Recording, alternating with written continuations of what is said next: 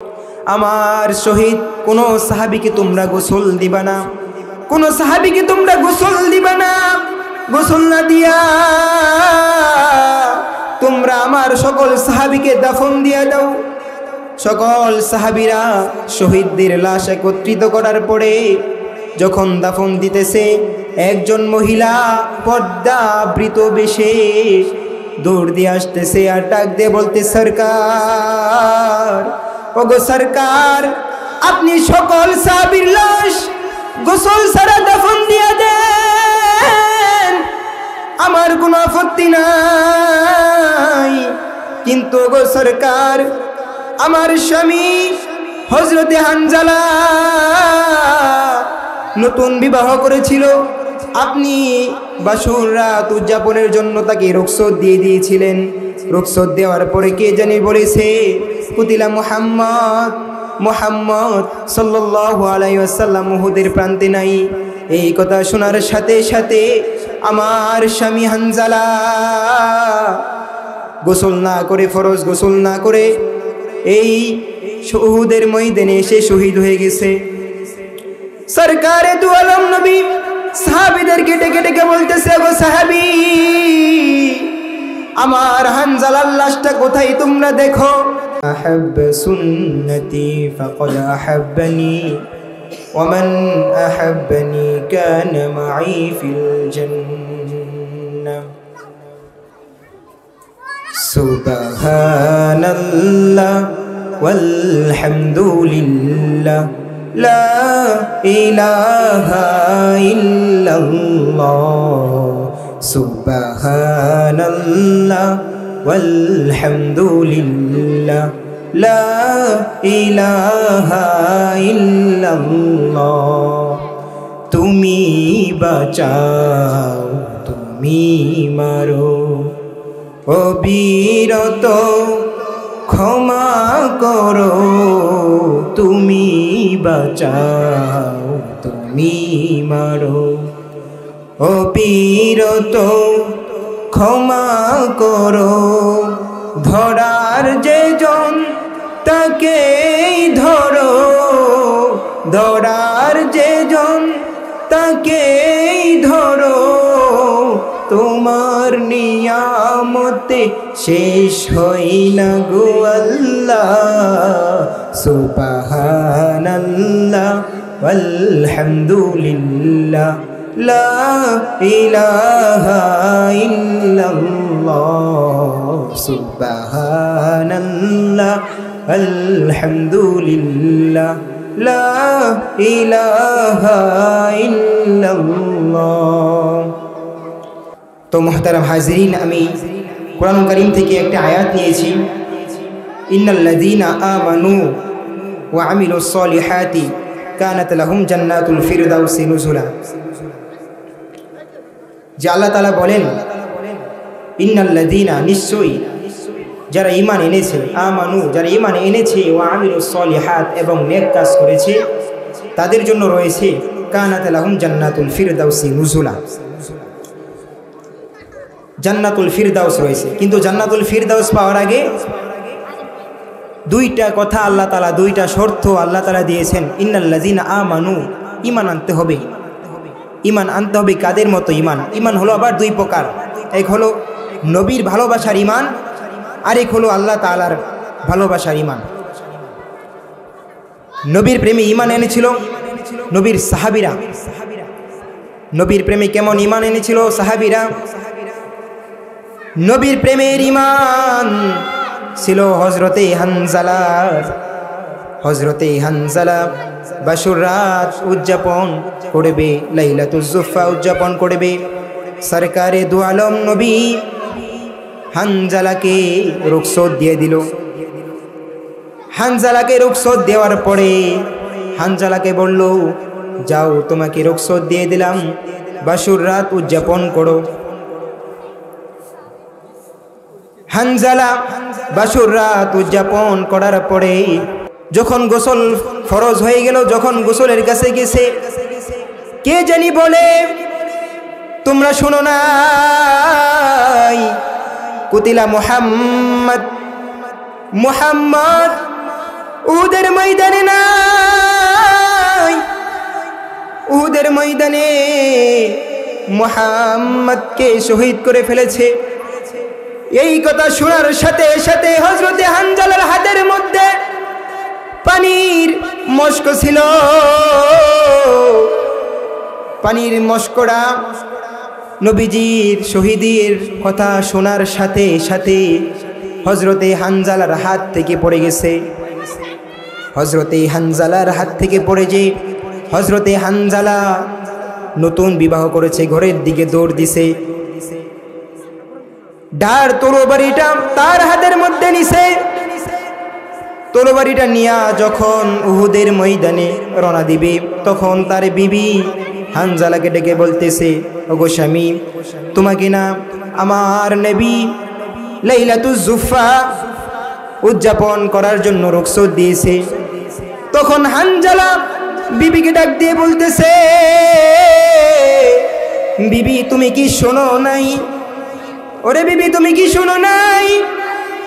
ওই যে ঘোষক বলে গেল কুতিলা মুহাম্মদ আমার নবী নাকি উহুদের ময়দানে নাই। যদি আমার নবী উহুদের ময়দানে না থাকে, যদি আমার নবী দুনিয়াতে না থাকে, তাহলে আমি হানজালা কার জন্য বেঁচে থাকবো রে বিবি? হানজালার বিবি হানজালাকে ডাক দিয়ে বলতেছে, ওগো স্বামী, আমিও তো আপনার চাইতে না আমার নবীকে বেশি ভালোবাসি, কিন্তু আমি তো এই জন্য বলতেছি আপনার তো গোসল ফরজ হয়ে গেছে।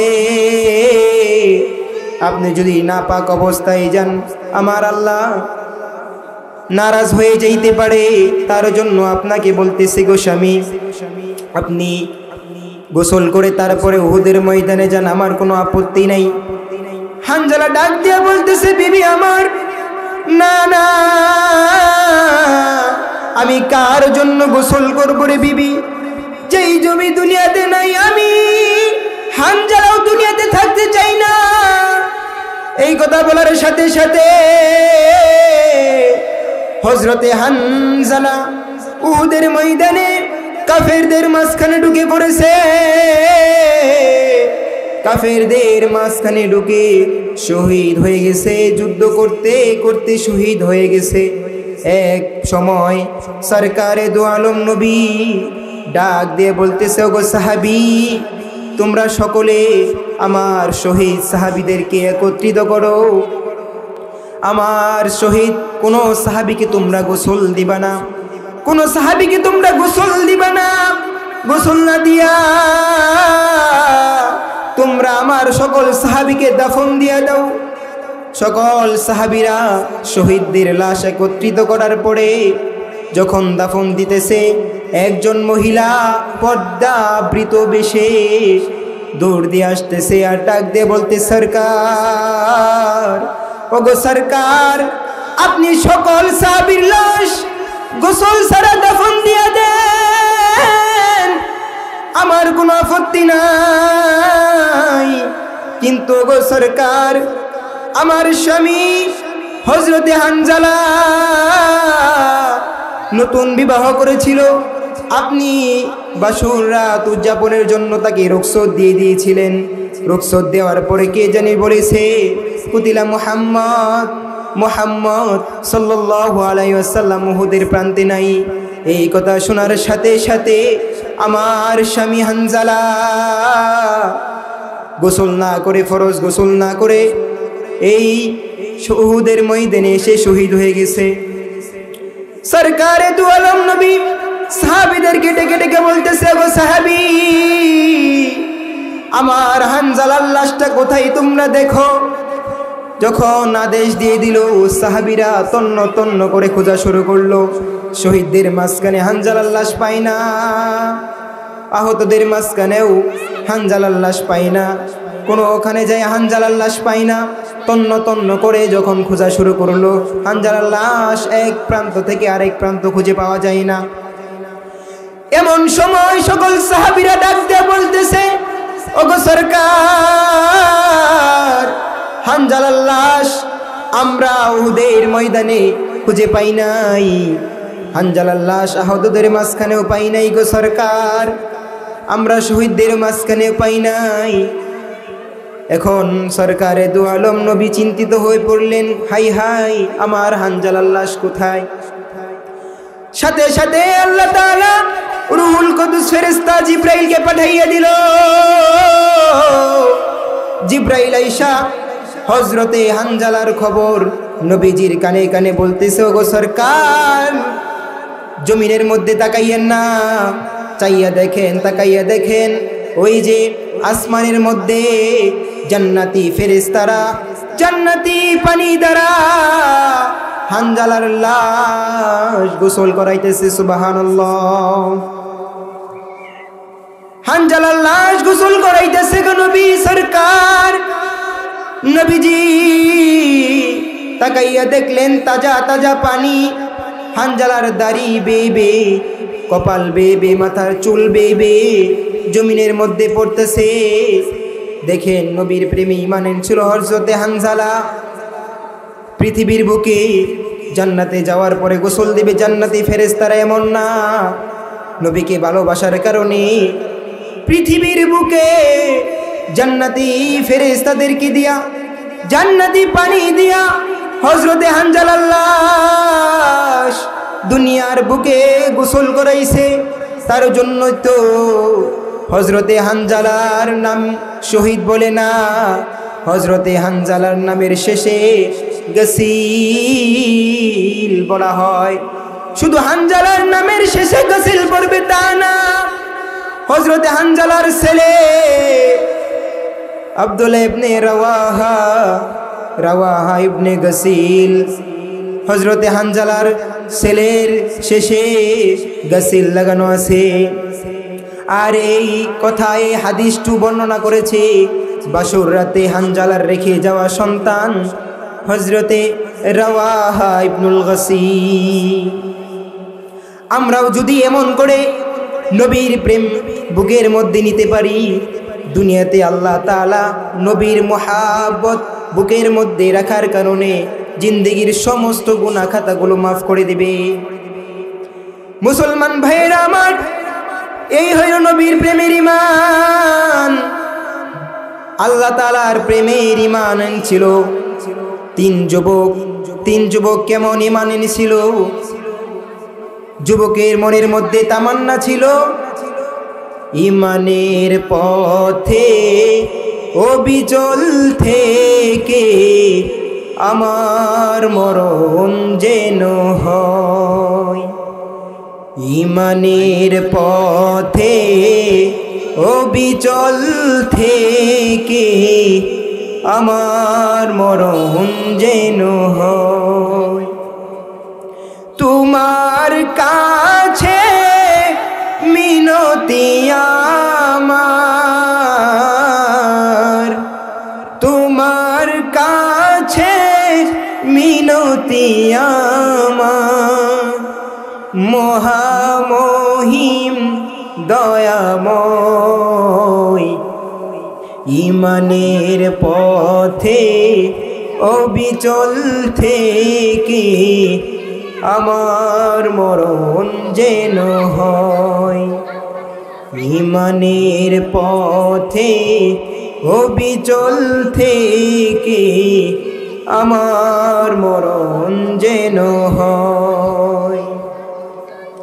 তিন যুবকের তামান্না ছিল এমন তামান্না, যুবকগুলো দিনের দাওয়াত নিয়া প্রতিটা অঞ্চলে অঞ্চলে দিনের দাওয়াত নিয়ে যাইত।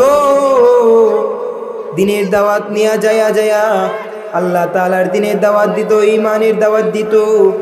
ঈমানের দাওয়াত দেওয়ার এক পূর্বে একটি দেশে চলে গেল।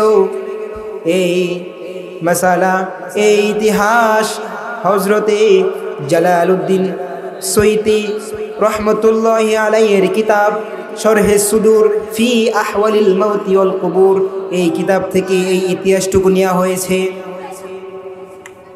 হযরতে জালালউদ্দিন সুয়ুতি রহমতুল্লাহি আলাইহি লেখেন, তিন যুবক দিনের দাওয়াত নিয়ে পৃথিবীর প্রতিটি প্রান্তে প্রান্তে ঘুরে আল্লাহ তাআলার দ্বীনের দাওয়াত দেয়। দ্বীনের দাওয়াত দিতে দিতে এক সময় এমন একটি রাষ্ট্রে চলে গেলেন, যেই রাষ্ট্রের সকল মানুষ ছিল খ্রিস্টান, বাদশা ছিল খ্রিস্টান।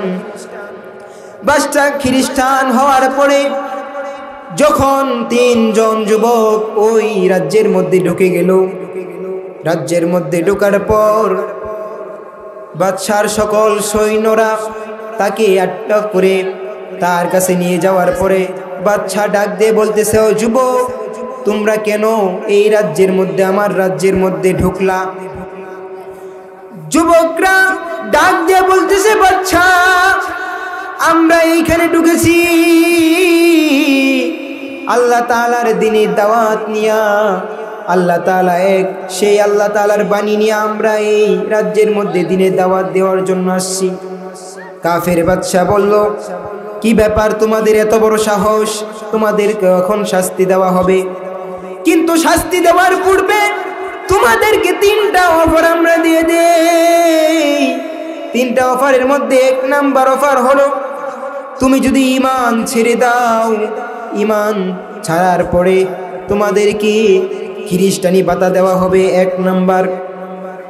আর যদি আরো চাও, দ্বিতীয়ত হলো তোমাদেরকে আমার রাজ্য থেকে অর্ধেক রাজত্ব দেওয়া হবে।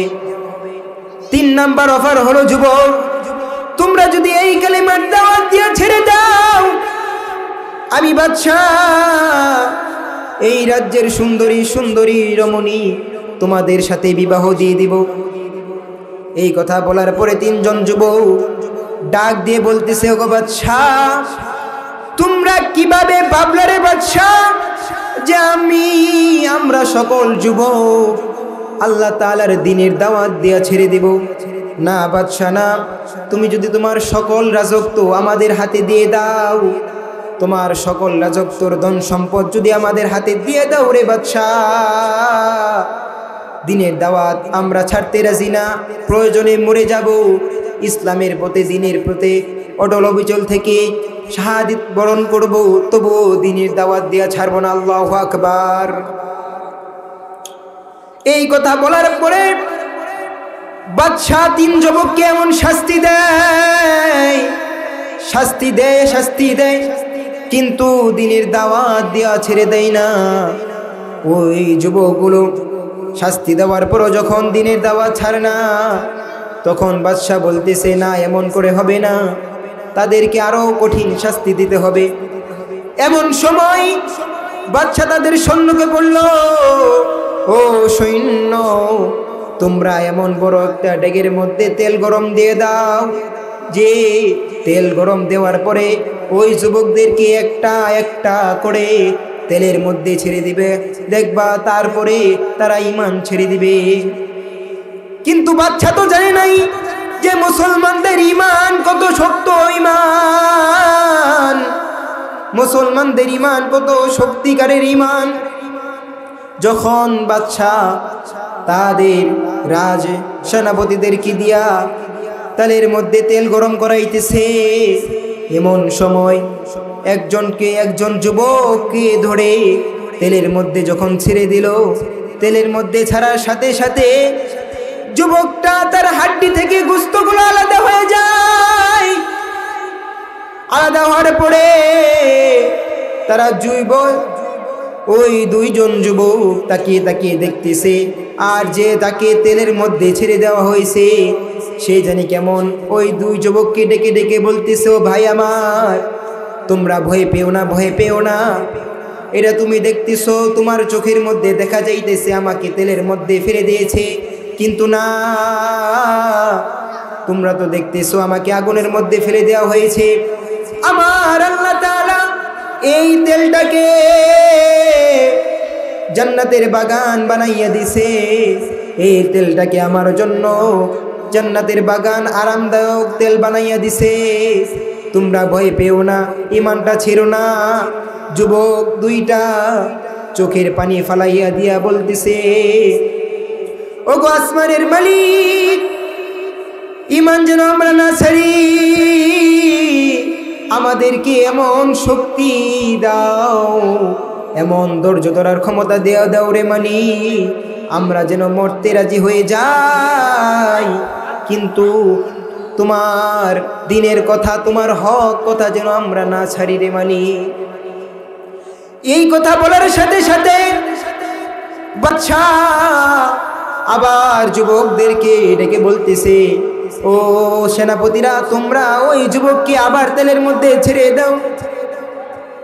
আবার ওই দ্বিতীয় যুবককে তেলের মধ্যে ছেড়ে দেওয়ার সাথে সাথে ওই যুবক এক টানে বলতেছে, ও যুবক ভাই, আমাকে তেলের মধ্যে ছেড়ে দিয়েছে, আমার কোনো কষ্ট নাই, তুমি ভয় পেও না, আমি কোনো কষ্টের মধ্যে নাই রে যুবক ভাই। আর যে তেলের মধ্যে পড়ে নাই সে কান্না করতেছে, হাই হাই, আমাকেও তাড়াতাড়ি দেয় না কেন। বাদশা মনে করেছে যুবকটা ভয় পেয়েছে, যুবকটা ভয় পেয়ে এখন ঈমান ছেড়ে দিবে। বাদশা বলতেছে, আমি বুঝতে পারছি তুমি কান্না করতেছো এই জন্য যে তুমি ঈমান ছেড়ে দিবা। কিন্তু যুবকটা ডাক দিয়ে বলতেছে, বাদশা, তুমি কি মনে করেছো আমি ঈমান ছাড়ার ভয়ে কান্না করতেছি? না বাদশা, আমি ঈমান ছাড়ার ভয়ে কান্না করি না, আমি কান্না করতেছি এই জন্য পৃথিবীতে আমরা তিন ভাই একসাথে দিনের দাওয়াত নিয়ে প্রতি দেশে প্রান্তে প্রান্তে ঘুরেছি, কিন্তু তারা দুজন আমার আগে জান্নাতে চলে গেছে, তার জন্য আমি কাঁদতেছি রে বাদশা। এই কথা বলার সাথে সাথে বাদশা মনের মধ্যে বাড়ি দিয়ে উঠলো, হাই হাই, তাদেরকে দুজনকে হত্যা করে ফেলেছি, কিন্তু ওই যুবক তো এখনো ভয় পাচ্ছে না, এখন কি করা যাবে? এমন সময় বাদশার যে মন্ত্রী ছিল, বাদশার মন্ত্রী তাকে কানে কানে কুমন্ত্রণা দেয়, বলতেছে, বাদশা, তাদের দুইজনকে তো এখন আগুনে ফালাইয়া দিলেন, কিন্তু তাকে গুনার কাজ করাইয়া তার ঈমানটা হারা, তার গুনার কাজ করাই ঈমান হারা করা ফেলায় না, যেন গুনার কাজ করার পরে ঈমান হারিয়ে ফেলে সেই কাজ করেন। বাদশা বলতেছে, কি করব আমি, কেমনে গুনার কাজ করাবো? তখন ওই মন্ত্রী বলতেছেন, বাদশা, আমার একটি যুবতী কন্যা আছে, যেই কন্যাটা অনেক সুন্দর, ওই সুন্দরী কন্যাকে এই যুবকের সাথে একই ঘরে 40 দিন বদ্ধ করে ফেলেন, যেন আমার মেয়ের লোভ লালসা দেখে সে লোভের মধ্যে পড়ে যায়, লোভের মধ্যে পড়ে সে গুনার কাজ করে ফেলে। ও যুবক, সেই যুবক তখন তাকে সহ একই ঘরের মধ্যে বন্ধ করে ফেললো। একই ঘরে বন্ধ করার পরে 40 দিন যখন শেষ হয়ে গেল, বাদশা অনেক খুশি, মন্ত্রীটা অনেক খুশি। বাদশা মন্ত্রী দুজন মিলে ঘরের দরজা খোলার জন্য যাইতেছে। ঘরের দরজা খোলার জন্য যাওয়ার পরে যখন ঘরের দরজা খুলে দেয় তখন অবাক হয়ে যায়। মেয়েটা ডাক দিয়ে বলতেছে, বাবা, মুসলমানদের ঈমান বড় শক্ত ঈমান। বাদশা মন্ত্রী ডাক দিয়ে বলতেছে, কি বলতেছো, আমাকে খুলে বলো, ঘটনা কি হয়েছে? তখন মেয়েটা ডাক দিয়ে বলতেছে, বাবা, তুমি তো গুনাহ করার জন্য যুবককে আমার সাথে একই ঘরের মধ্যে বদ্ধ করে রেখেছিলে, কিন্তু বাবা বিশ্বাস করো, সেই যুবক তো আমার সাথে কোনো গুনার কাজ করে নাই, গুনার কাজ করে নাই তো এটা তো বাদ দিলাম রে বাবা, সে গুনার কাজ করবে তো দূরের কথা, আমার দিকে সে খারাপ নজরে তাকায়ও নাই। আল্লাহু আকবার বলেন, আল্লাহু আকবার। গুনার কাজ করবে তো দূরের কথা, আমার দিকে খারাপ দৃষ্টিতে তাকায়ও নাই। বলতেছে, বাবা, 40 দিনের মধ্যে দেখি যুবকটা জায়নামাজের বিছানার মধ্যে বইয়া বইয়া মহান আল্লাহ তাআলার সাথে জিকির করে, আল্লাহ তাআলাকে ডাক দিয়ে বলতেছে, রে মালিক, দুনিয়াতে যতদিন বাঁচব রে মালিক, ঈমান সাথের মধ্যে নিয়ে যেন মরতে পারি রে মালিক, ঈমান হারা করে মৃত্যু দিও না। এই কথা বলার সাথে সাথে বাদশার মন্ত্রী বলতেছে, আর কি করেছে? বলতেছে, বাবা, যুবক একদিন দেখি আমার দিকে তাকে আসতেছে, আমি ক্লান্ত হয়ে গেলাম, ক্লান্ত হয়েছি, এই জন্য আমি গুনার কাজ করাইতে পারি না বাবা, সে আমার দিকে গুনার দৃষ্টিতে তাকায় না, এই জন্য আমি ক্লান্ত হয়ে বিছানার মধ্যে শুয়ে পড়লাম। এমন সময় দেখি যুবকটা আমার দিকে আসতেছে, আমি মনে করেছি যে যুবকটা আমার সাথে গুনার কাজে লিপিবদ্ধ হয়ে যাবে। কিন্তু না, সেই যুবক আমার সাথে গুনার কাজ তো করে নাই। আমার কাছে আসার পূর্বে দেখি জায়নামাজের বিছানাটা বিছাইয়া দিল বাবা। জায়নামাজের বিছানাটা বিছাইয়া লম্বা সিজদার মধ্যে পইরা মালিককে ডাক দিয়ে বলতেছে, রে মালিক, যতদিন বাঁচবো ইমানের সাথে বাঁচাইও রে মালিক। কবি তো এই জন্য বলে, কুল ফতমে বড়া বড় হে ওফা हो के जबा हो, कुल्फत में बराबर है वफा हो के जबा हो, हर चीज़ में लज्जत है अगर दिल में मज़ा हो। अल्लाहु अकबर बोलेन। कवि এই জন্য বলেছে, মালিকের প্রেম যার সাথে অন্তরের মধ্যে ঢুকে যায়, মালিকের জন্য মার খাইয়াও মজা, মালিকের জন্য জেলে ডুইকেও মজা, মালিকের জন্য পান্তা ভাত আর কাঁচামরিচ চিবাইয়া চিবাইয়া খাই দিলে বড় মজা। এই জন্য তো ওই যুবকটা আল্লাহর প্রেমে লিপিবদ্ধ হওয়ার কারণে, মালিকের প্রেমে আবদ্ধ হওয়ার কারণে মালিক ওই যুবককে দিয়ে গুনার কাজ করাই না। মেয়েটা ডাক দিয়ে বলতেছে, লম্বা সিজদার মধ্যে যখন পড়ে গেল, আমি তখন বুঝতে পারলাম মুসলমানদের ইমান বড় শক্ত ইমান। এই জন্য বাবা চলো না আমরাও মুসলমান হয়ে যাই। যখন ওই যুবকটাকে, তখন মেয়েটার বাবা ওই মন্ত্রী, বাদশার মন্ত্রী ছেড়ে দেওয়ার সাথে সাথে যখন যুবকটা রাস্তা দিয়ে হাইটা যাইতেছে, মেয়েটা পিছন দিয়ে ডাকতেছে, মেয়ের বাবাটাও ডাকতেছে, বলতেছে, ও যুবক, তুমি আমাদেরকে ফালাইয়া যাও না, আমাদেরকে নিয়ে তারপরে যাও, তোমরা আমাকে নিয়ে আমাদেরকে নিয়ে তারপরে যাও। আমরা বুঝতে পেরেছি মুসলমানদের ইমান বড় শক্ত ইমান, তাই আমাদেরকে নিয়ে তুমিও আমাদেরকে, তুমি যেইখানে যাবা আমাদেরকে সেইখানে নিয়ে যাও। আল্লাহ তাআলা বলেন আর রহমানের মধ্যে বলেন, ওলিমান খাফা মাকামা রাব্বিহি জান্নাতান, যে বান্দাটা আমার সামনে হাজির হওয়ার ভয় করবে, ওলিমান খাফা মাকামা রাব্বিহি জান্নাতান, তার জন্য রয়েছে 2টি জান্নাত। আর একটি জান্নাত এমন পৃথিবীর 10টি দুনিয়ার সমান, 10টা দুনিয়ার সমান একটা জান্নাত। জোরে বলেন না আল্লাহু আকবার। আর একটু জোরে মুসলমানের আওয়াজে বলেন না আল্লাহু আকবার। মানুষে মনে করতেছে প্যান্ডেলের মধ্যে লোক নাই, আর একটু জোরে বলেন না আল্লাহু আকবার। আরে 16 কায়নার মানুষ তো আল্লাহ প্রেমিক, রামভদ্রপুরের মানুষ তো আল্লাহ প্রেমিক। যখন আল্লাহ তাআলার কথা আসবে, উলামায়ে কেরাম যখন দিনের জন্য, দিনের পথে, রাজপথে যখন ডাক দিবে, কে কে রাজি আছো তোমরা আল্লাহু আকবার বলে হাতটা তুলাইয়া দাও। আর একটু জোরে মুসলমানের আওয়াজে বলেন না আল্লাহু আকবার। ও বাবা, আরেকবার বলেন না আল্লাহু আকবার। তো মুহতারাম হাজিরিন, আমার জন্য আপনারা দোয়া করবেন।